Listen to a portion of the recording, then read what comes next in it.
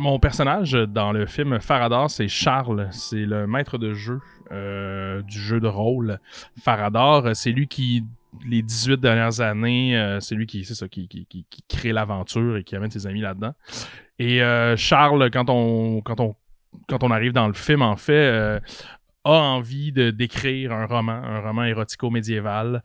Puis il sent un peu que ses amis, toute cette game de Faradar-là l'empêche d'avancer. Donc c'est ça, il est un peu dans une crise existentielle. Il a envie un peu de délaisser cet univers-là, mais en même temps, c'est l'univers qui a fait en sorte qu'il est capable de pouvoir écrire son livre. Fait qu'il est un peu comme tiraillé. Puis il y a sa sœur qui arrive d'Europe. Puis elle vient encore plus brouiller les cartes. Fait que, ouais, c'est ça.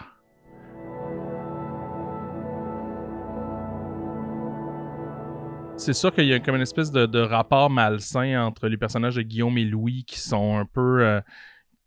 l'un a le dessus sur l'autre se fait manipuler par l'autre et l'autre Guillaume prend du plaisir un peu à manipuler Louis. Fait qu'on dirait que, tu sais, eux sont un peu comme leur binôme est un peu... ça les garde un peu dans la game de par l'influence qu'ils ont un sur l'autre. Je pense que Charles étant justement le maître du jeu est un peu détaché de ça, celui qui crée. Je pense que c'est pour ça que peut-être lui sent le besoin de peut-être passer à autre chose aussi. C'est ça, il y a comme je pense que c'est lui aussi qui est le premier à avoir une espèce de rêve, là, ou du moins une ambition artistique, ou quelque chose c'est ça qui pourrait le pousser à sortir de là. Il y a comme Guillaume et Louis, eux, sont dans leur espèce de...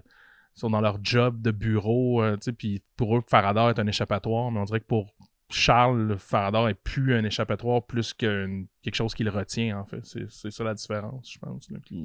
C'est comme plus un boulet rendu là qu'un échappatoire.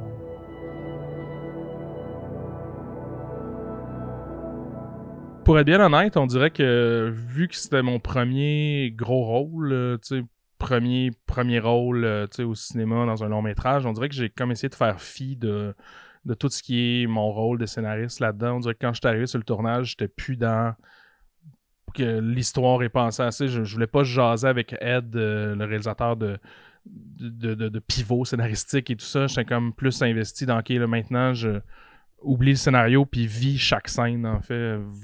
Je vais vraiment aller... c'est ça, c'était un peu de... Oui, je savais où ça allait aller, je savais un peu la courbe de mon personnage déjà, puis je le connaissais bien, mais c'est ça, quand je suis arrivé pour jouer, là, j'étais comme, OK, je vais juste vivre les scènes, je vais essayer de me détacher, tout ça, fait que ça a fait du bien un peu, mais c'est vraiment deux chapeaux que j'aime ça. Quand je suis scénariste, quand je suis comédien, je suis comédien, on dirait que ça peut servir un et l'autre, mais j'essaie de pas trop y penser, parce que sinon, je vais juste être sur le tournage, puis essayer de passer dans ma tête un peu genre ouais, puis là commencer à regarder comme la façon que c'est tourné, puis tu veux pas ça, là, tu veux juste comme vivre les scènes, puis c'est tout.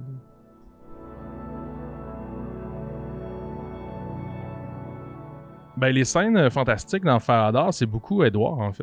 C'est beaucoup Edouard et Daniel qui avaient déjà fait des premières versions du scénario. Et tout ce qui touche à l'univers de Faradar, comme Edouard avait déjà fait le court-métrage et tout ça, c'est un univers que lui connaît bien, qu'il maîtrise bien. Ce qui fait que tout ce qui se passe dans ce monde-là, c'est beaucoup, c'était sa portion pas mal, mais tout le reste aussi. Nécessairement, quand on est venu pour faire des retouches sur le scénario, mais en fait, on se concentrait plus sur les personnages secondaires, sur les trames en dehors de Faradar. C'est pas les parties auxquelles moi et Marc-Antoine, qu'on est arrivé pour faire des rewrites, comme on dit en bon français, auxquels on a le plus touché. Donc c'est ça, mais après ça, c'était vraiment, je pense que l'esprit du monde fantastique, c'était de refléter un peu ce que les personnages vivaient dans le monde réel, en fait. Puis c'est tout le temps de faire une espèce de miroir entre les deux. Les frustrations qu'ils peuvent vivre dans le monde réel, mais ils vont les retranscrire dans le monde médiéval. Donc, c'était vraiment de s'amuser entre les deux puis voir un peu... puis des fois aussi une façon de régler des problèmes, tu sais, comme Guillaume, qui est un personnage qui, dans la vraie vie, va avoir de la difficulté à aborder peut-être des failles qu'il a lui-même, ben, ça l'amène dans le jeu des fois à faire un examen de conscience sur lui-même, mais à travers comme le jeu de rôle, c'est quasiment une thérapie en fait. Pour eux, mais ça l'est, c'est vraiment, ils n'ont pas de psy, mais ils ont l'univers de Faradar qui les amène au final à grandir en fait.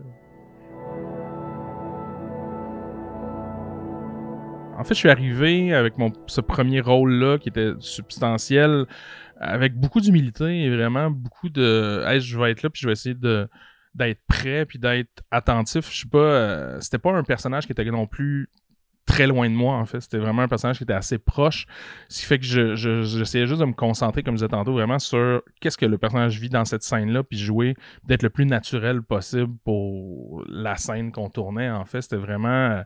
je pense que c'est beaucoup là-dessus que je misais, ma capacité à être naturel puis à vivre les scènes. T'avais des personnages qui, pour eux, étaient déjà plus... des personnages un petit peu plus...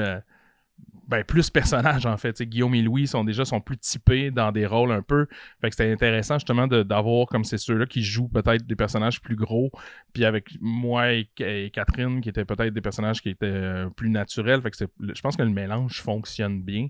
Puis j'ai beaucoup appris de mes collègues, en fait. Ça a été vraiment super. Puis je les regardais travailler, je les regardais comment ils abordaient les scènes, comment ils se préparaient. Puis pour moi, ça a été super, ça a été super cette expérience-là. C'est juste oui, c'est ça, j'étais assez je trouve ça assez formidable de les voir aller, puis je les trouve excellents, puis j'ai un respect immense pour eux, puis ça a été ouais, je pense que j'ai appris beaucoup d'eux sur le tournage, en fait, puis d'échanger, juste des fois, ça fait quelqu'un aussi à parler du personnage et tout ça, même en dehors du tournage. Le soir, on était à Québec, ce qui fait qu'on restait là, on était souvent dans un hôtel ensemble, fait qu'on en parlait beaucoup. Le jeu, c'est quelque chose qui m'intéresse vraiment de plus en plus. Je sens que, justement, en prenant de la confiance, en arrivant sur les tournages, puis me sentir pas me sentir comme un imposteur, mettons. Il y a tout le temps ça quand j'ai passé beaucoup de temps dans ma vie à être scénariste. Puis quand je voulais jouer, on dirait que je me sentais tout le temps un petit peu comme, un autre qui essaie de faire son comédien, t'sais. Mais on dirait qu'après avoir fait Faradar, puis là, récemment, j'ai joué dans un court-métrage que j'ai réalisé. Je pense que aussi pour arriver des fois à l'émotion, vivre quelque chose des fois d'un petit peu plus dramatique, je trouve les chemins plus facilement pour y arriver. Ce qui fait que oui, plus je développe des skills dans ce en jeu, on dirait que ça me donne envie de continuer. Puis l'écriture, c'est beaucoup mental, tandis que le jeu, souvent, c'est tu ressens, en fait. Il y a quelque chose de moins se poser de questions, puis c'est ça, juste comme sentir l'émotion qui arrive, puis d'être...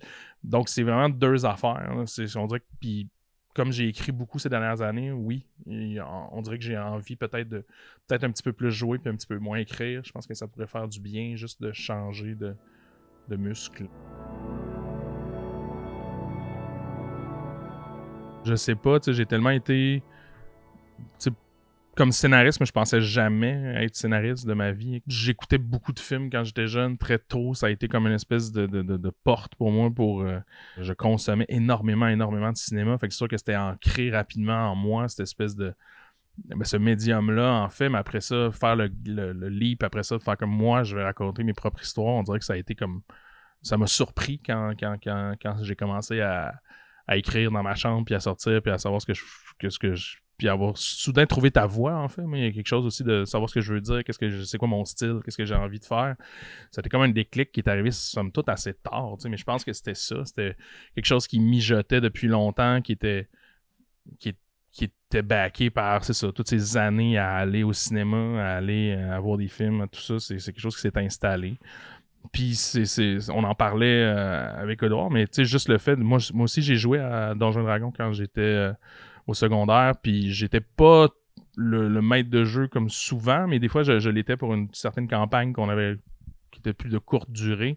Puis juste ça, d'inventer des twists narratifs, d'essayer d'amener des personnages, de tout ça, on dirait que ça a nécessairement aidé aussi à attiser cette envie-là de raconter des histoires. C'est sûr et certain que ça a joué un rôle.